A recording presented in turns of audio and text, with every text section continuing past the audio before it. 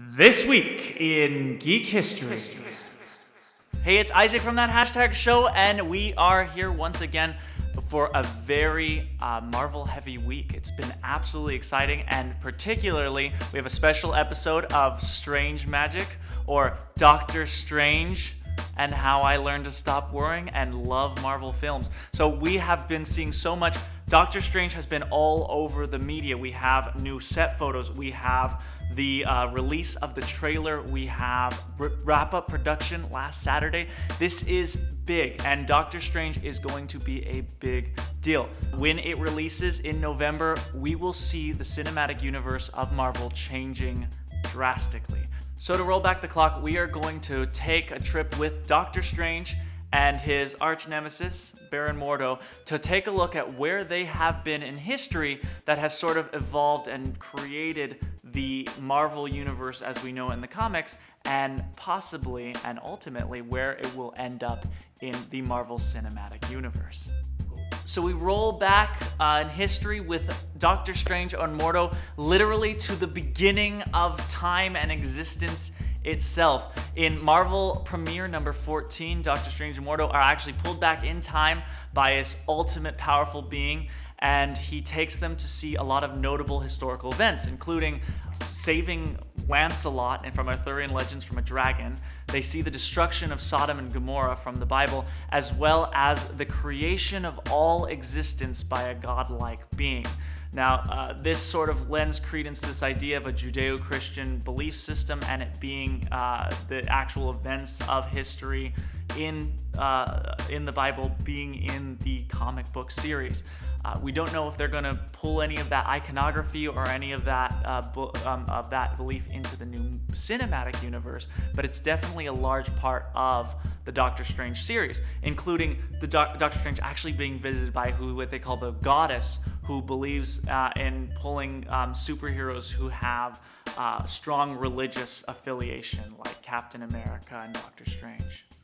Next, we move into the realm of the supernatural. Now, Doctor Strange definitely is an occultic vibe, is very magical, all of that. There's a lot of different things about realities and has a sci-fi feel, but we also get into actual monsters from the supernatural realm, including Dracula.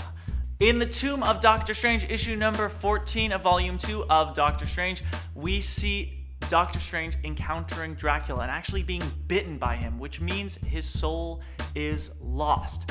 This is absolutely fascinating because it not only touches on occultic lore, but also specifically very specific prominent lore in mythos like Dracula. We see him having to deal with the whole ideas of realities while also dealing with these silver screen monsters, really, and knowing how to undo the undead effects of the Nosferatu. So it's really great. I strongly suggest reading it. And one interesting thing is if they choose to go with the Civil War in our new Marvel Cinematic Universe, and then end up going and starting with the Kree Wars. Not that this is any spoiler or anything, because I don't know what's going on behind the scenes. But if they do, that means we may be actually be looking at some undead events happening. And if Doctor Strange is in the cinematic universe, that means that he knows how to deal with this kind of stuff. So this would be amazing to see. And if you're watching Marvel, just you hear me. We're on the same page. So now we're gonna roll back, but not too far. We're gonna go to some recent history, and that is to Benedict Cumberbatch filming as Doctor Strange in Kathmandu. Kathmandu is the capital city of Nepal and the birthplace of not only Hinduism, but also Buddhism. This place is basically a pivotal point and a huge part of spirituality in Eastern Asia, and still a large hub for that culture and for that lore and for that magical side that they have there for their belief system. So we see Doctor Strange there. We have photos of Benedict Cumberbatch there. We know that the Ancient One is in the film. We do not know the origin of the lore that the cinematic universe is using or what way they're choosing to go. What we do know is there is a big movement here, it seems like, to sort of pull this Eastern Asian mythology with the Western ideas that already exist in the story. So this should be absolutely fascinating. I am so excited to see this, and quite honestly, it should be a real great blast of history, which everybody knows I'm obsessed with. So, can't wait.